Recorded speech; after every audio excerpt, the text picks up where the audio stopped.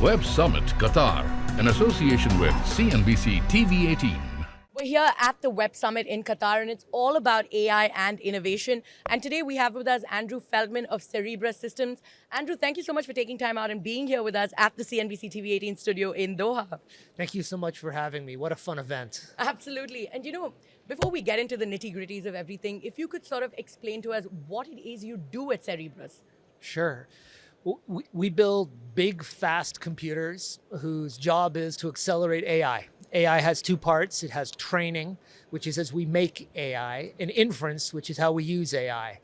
And we built a chip and then a system and the entire computer that makes both training and inference faster and easier and use less power. Right. And, sort of to explain that to us a little bit further, when we talk about chips, the first thing that comes to mind is NVIDIA, right? When it's AI and chips. But if you could tell us, how are you doing this differently? Sure. There are lots of ways to make chips. We chose a way that focused on the exact problem posed by AI. And the hard part about AI for a computer is the amount of data that needs to be moved. Right. And so we built a very big chip. In fact, we built the biggest chip in the history of the compute industry. Yeah. And that allows us to move data less often, to keep it on chip, to work on it faster, and to use less power. And that was what I was going to come to, because when I was reading about Cerebras, the one thing I saw is about the size of the chip that you make, right? So, how much faster is it? How much more efficient is it? Like, what makes it different? Sure. So the chip is about 56 times larger than any other chip made. So compared to an NVIDIA chip, it's 56 times larger. It's order 70 times faster in inference, uses a fraction of the power. So this one chip is faster, it uses less power, and it makes your AI experience more enjoyable. So it's faster, it uses less power, and it's more enjoyable. And as we know, you now host DeepSeek on your platform, right? And it's making waves. It's what people are talking about. And the thing about DeepSeek is that it's so much cheaper than what a Chat GPT would do or how you would do that. So why is that the case? So we host a whole range of models. We host open source models like Llama from Meta, DeepSeek from DeepSeek, and we also host closed source models for particular customers like Mistral and Perplexity and many others. And all of those are served to customers via our cloud. What makes it faster? It's a good question. By being a bigger chip, we have to move information less far. Right. And that's what takes time in compute.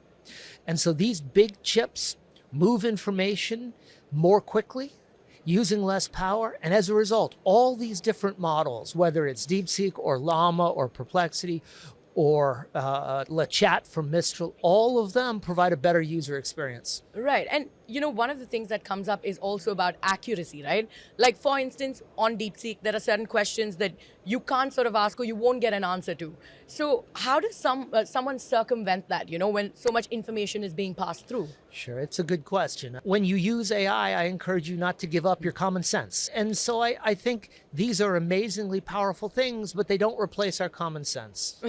So go ahead and think a little bit. Use these models, make progress. You might even compare the answers from two models. Right? From Llama, which comes from Meta, and DeepSeek, and see what is the similarity. And if they're both giving very similar answers, you can have more confidence. Yeah.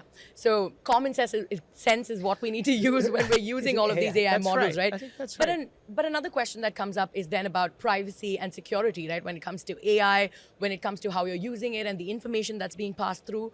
So what about guardrails when it comes to AI? Who needs to put that up? Does government need to work with corporates and figure this out? Or what sort of guardrails do you think need to come into play to sort of make AI more safe for everybody to use? Well, I think that's a bigger question than we have time for today. But I think the following. I think government has a role, but I think government wants to regulate. Right. And as entrepreneurs, we want to innovate. And we'd like the government out of innovation. Right. I think that we are, as a community, careful and thoughtful. I think we are aware that powerful technologies can be used for good and for evil. Right. I think the there's a responsibility on the consumer. Don't put your social security number in. Don't put your tax information in. Use your common sense at every stage, just as you would any other technology. Absolutely. Right? Just like when a Nigerian prince asks you to send them money, don't do that. Right? It's the same. Yes. It's the same for AI as it is for any other part of the internet. So you're saying that everybody has to be responsible for how they use AI, They do. because then it helps regulate it much better and much. They do. And we're not abdicating responsibility as the industry. We need to put in guardrails. We need to make it safer. And our users need to use some common sense. And what sort of guardrails would these be, though? Well, I think there's some questions we'd like not answered. Yes. Right? Weapons making. Correct. For example, we Yes. should make it harder to gain information about the chemistry of nuclear weapons, about all sorts of war-making techniques that I think are probably better left outside of Right. your chat. But I think open information, many of that information can be found in the library. I think it's okay if you make people do a little bit of work. You Yeah. got to get up off your chair. You Yes. got to get a library card. Yeah. You got to go to the library. I think that we should be very careful with our customers' data, obviously. Absolutely. We should destroy it quickly when we don't need it. If we have to save it, we should put up a whole set of thoughtful security around our customers' data. Right. It should be treated with respect. So everything needs to be treated with respect at this point. But I also want to come to the fact that Cerebras has an office in India, right? We do. And our audience would love to know, what are your plans for India, and where does India stand right now in this AI race? Because I know the government's been pushing for chips and manufacturing of chips in India. So where does India stand in your plans at this point? Well, today we have about 70 people in Bangalore. And we're looking to double our office this year. We just took more office space. And so we're looking to continue our very rapid growth. Look, India has some of the best universities in the world, both their IITs and their NITs. These are extraordinary universities. They have people who are driven, and some of the great engineers. The environment is ripe for India entrepreneurship and for India to play a leading role in AI.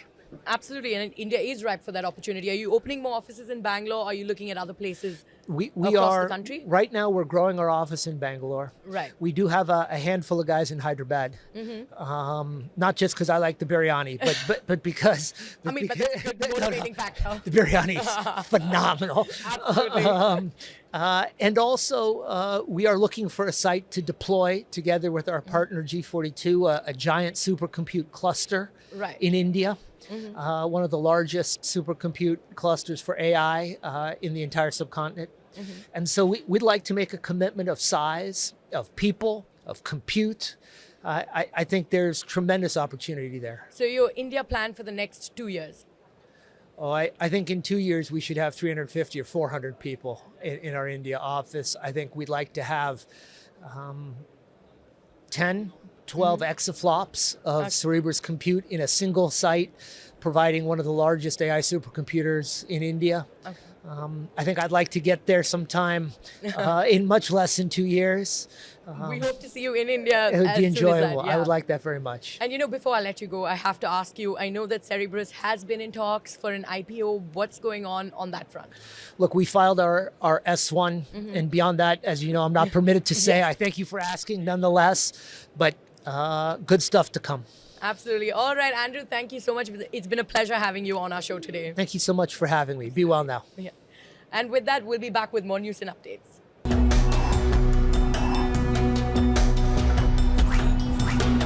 Web Summit Qatar, in association with CNBC TV 18.